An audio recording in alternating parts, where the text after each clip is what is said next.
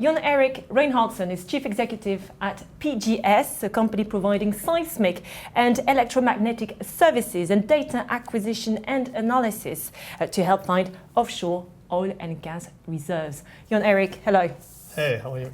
I'm very well, thank you for joining us today. Now, your company was created in 1991, and since then it has become one of the world's biggest players in terms of capacity. So give us an overview of your business, your operations, what you do and where you work.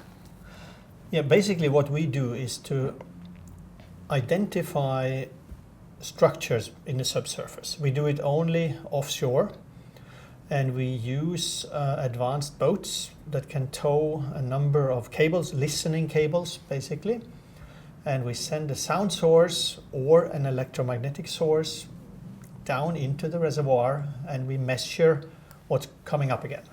And we take those data, put them in advanced computers to create three-dimensional models of the subsurface. Okay. This is then the oil company's tool to understand where to drill. So you could say in very short, we are helping the oil companies to de-risk their drilling programs. Okay, so tell me a bit more about this technique you use. Is it unique? Are other companies out there using it? And is it very good at recovering data?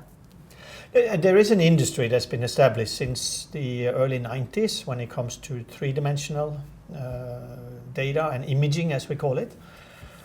It's competitive and is basically driven by two parameters. One is productivity, which often boils down to how much data can you acquire in a day or an hour, and the other one is the data quality.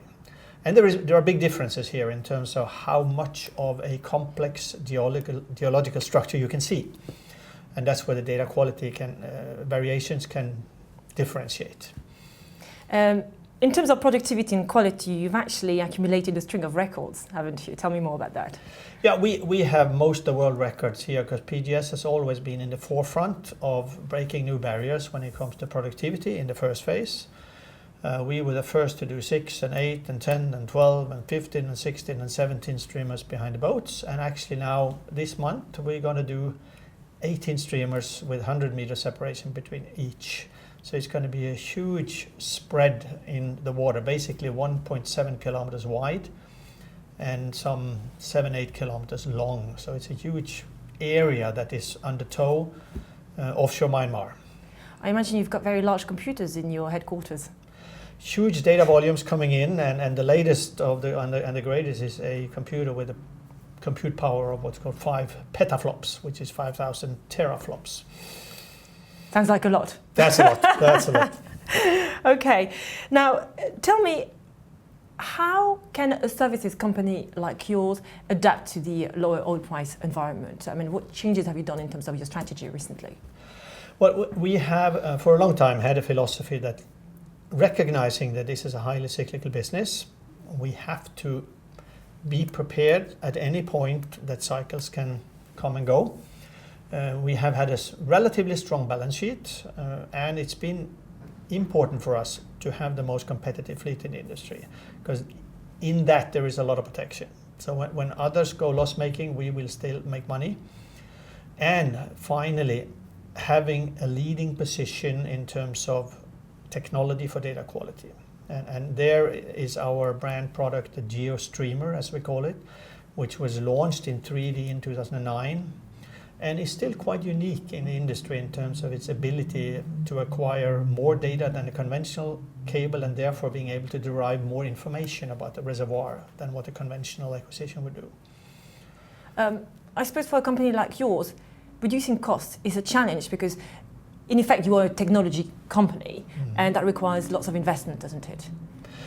It does, but still it's important again that we have the flexibility with our balance sheet to be able to sustain through a downturn when it comes to investment. But we are taking out a lot of cost because the rates in our industry, as it has in many other oil service sectors, has come down dramatically. So this year alone we are taking out 35% of our cost base, which is a huge number for an industry that is seen as a fixed cost industry. But that's what it takes to survive in this industry in today's market. Yes, but it's about being well prepared, I suppose. Now, let's look ahead to the future, and let's talk about where you are most active these days. It's interesting, you know, in terms of where clients are buying data from our library, which is part of our service. We have a huge data library of seismic data globally. The North Sea and Newfoundland, Labrador are the two hotspots for us at the moment, which is kind of interesting because they're seen as high-cost areas, but I think it's driven more by these are areas where you can still do nice discoveries, where the tax regime in the case of Norway is favorable, where the licensing activity is regular, yearly, the fiscal conditions are predictable and reliable. It's not going to change year on year. So there are some of those factors that makes it attractive for oil companies to invest. When it comes to, say, new ground being broken, the number one country this winter is Myanmar, which comes on the back of a quite sizable license round and a number of awards that were done a year and a half back, formalized into agreements, and are now coming to the season of seismic acquisition. So we will have 3 out of the 9 boats we have will be in Myanmar this winter. And what's the operating environment like in the country? No, it's pretty efficient actually to operate in Myanmar. You know, it's a legal regime, a fiscal regime, a tax regime that is okay. And creates very nice business opportunities for us. Okay, well, Jon Erik Reihnhardsen, thank you very much. Thank you.